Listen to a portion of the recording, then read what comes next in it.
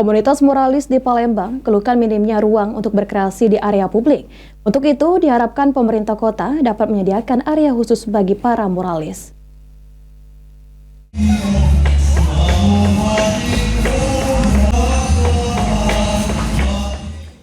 Mural merupakan salah satu bentuk seni jalanan yang dinilai mampu mempercantik kota sekaligus menjadi media untuk menyampaikan pesan sosial. Namun sejumlah muralis merasa kesulitan mendapatkan tempat media untuk mengekspresikan nilai estetika dan pesan positif melalui karya mereka. Salah satu muralis Palembang, Sudarto, mengatakan pentingnya fasilitas untuk para muralis lantaran seni lukis dinding atau mural memerlukan media dinding yang besar untuk muralis dapat mengekspresikan karyanya. Dengan adanya area-area khusus atau zona kreatif yang bisa menjadi ruang ekspresi bagi para seniman mural untuk dapat berkreasi tanpa merasa terbatasi oleh aturan yang ketat.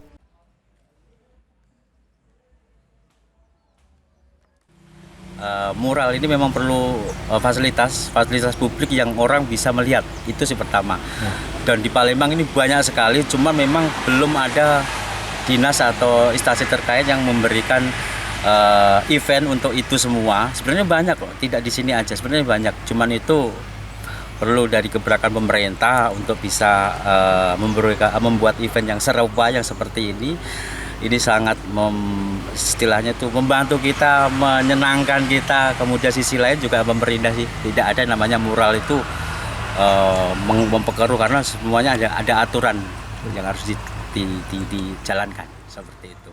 Senada muralis lainnya, Yurika menyampaikan pentingnya dukungan moral dan material dari pemerintah untuk penyediaan ruang terbuka untuk para muralis mengekspresikan karyanya sehingga dapat dilihat masyarakat luas.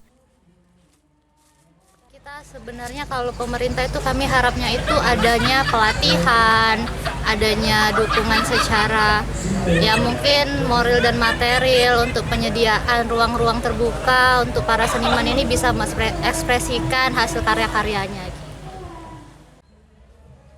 Lutfi, PAL TV.